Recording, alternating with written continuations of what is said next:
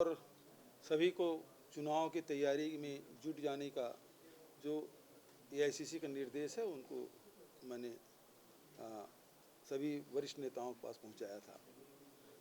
अभी ये दूसरा जो हमारा मुहिम चला है वो जिला स्तर के हमारे नेतागण हैं, पदाधिकारी हैं, बूथ तक के जो कार्यकर्ता हैं, हमारे बूथ के जो अध्यक्ष हैं, वहाँ तक हम लोग इस मीटिंग में बुला रहे हैं, जिसमें हमारे जैसा कि राजा जी बताया कि हमारे काउंसलर हैं, ब्लॉक समिति है, जिला समिति है, इनके भी पदाधिकारी सब उपस्थित हैं। बहुत अच्छा माहौल है।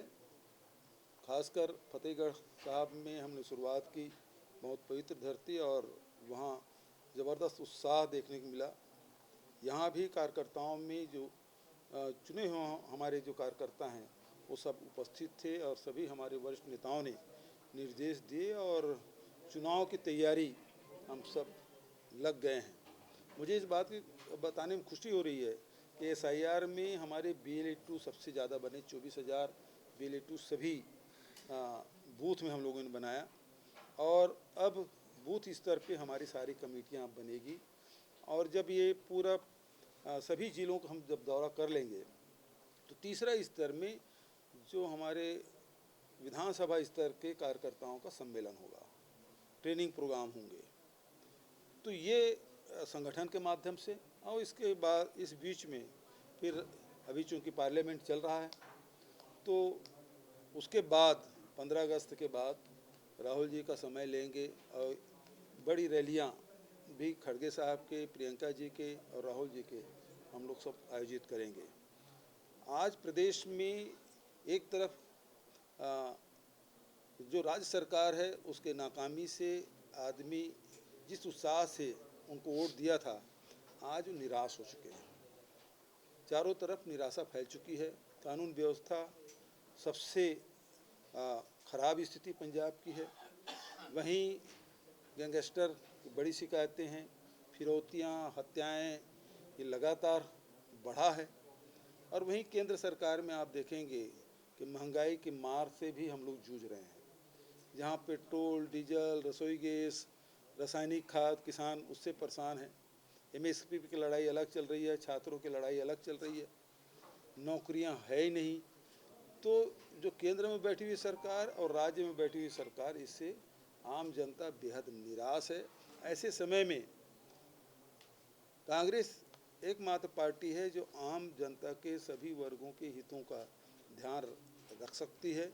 और जो कांग्रेस पार्टी ने पहले भी सरकार में रहकर पंजाब की सेवा ही नहीं की बल्कि अमन चैन स्थापित करने में उसका बड़ा योगदान रहा है।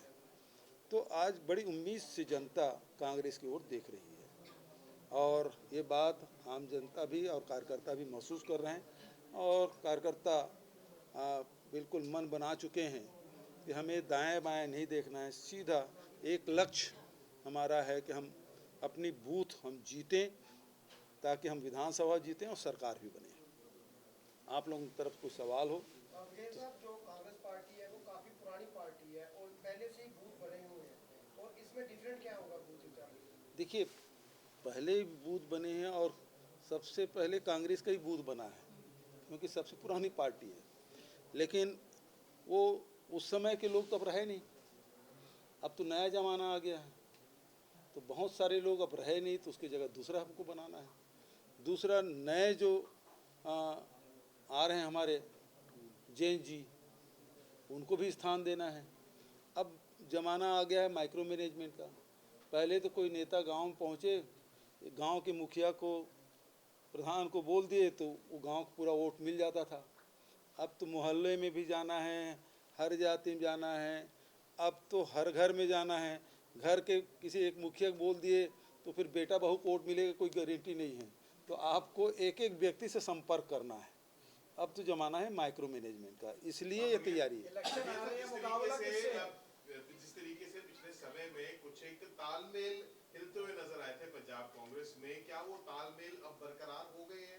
क्योंकि अभी पीछे भी दिल्ली में काफी बैठक हुई है, आपने भी जब यहाँ पे 5 दिन के दौरे पे आए थे, आपने जाकर भी अपनी रिपोर्ट जो हाईकमान को सौंपी होगी, तो वो तालमेल बन पाया है? कुछ लग रहा है कि लोग इस बार भरोसा कर पाएंगे उस तालमेल पर?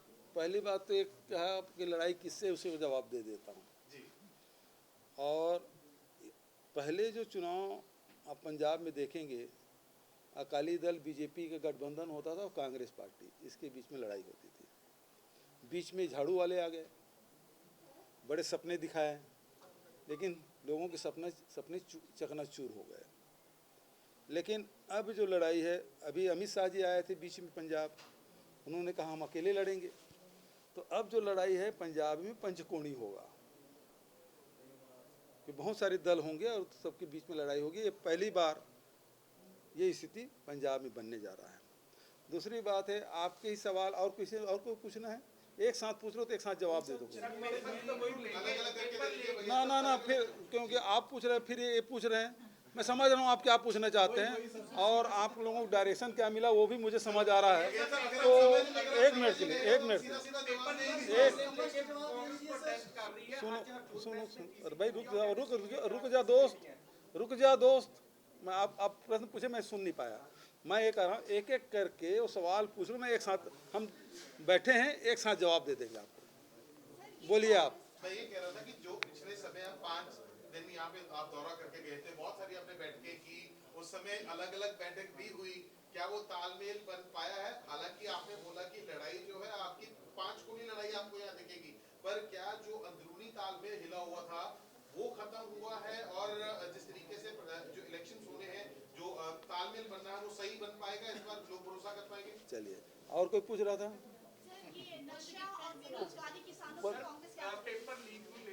अच्छा, अब दूसरा प्रश्न पूछ रहे हैं, चलिए ठीक, मैं आपके जवाब दे देता हूँ। देखिए, पिछले समय सभी पीसीसी में 4 दिन तक के लगातार हम लोग बैठक किए और उसके बाद इसी बीच में सब वरिष्ठ नेताओं के साथ उसके घरों में गए। संधू साहब के यहाँ भी आए थे, ब्रह्मेंद्र जी के यहाँ भी गए थे और नेताओं के यहाँ भी लगातार हम लोग गए और बातचीत, परिवार के बीच में कुछ उनके मन में प्रश्न थे और चुनाव की तैयारी के संदर्भ में सब बातें हुई और जो भी बातें थी मैंने हाईकमान तक पहुंचा दिया और हाईकमान ने फिर मीटिंग भी ली। मीटिंग में सारे यहाँ के जो नेता है वहाँ उपस्थित थे, तो डायरेक्शन मिल गया है। अब जो है हम दूसरे चरण में जिलों के बैठकों में हम लोग आज शुरुआत करते हैं, जिसमें आप फतेहगढ़ साहब और आज मोहाली में। अब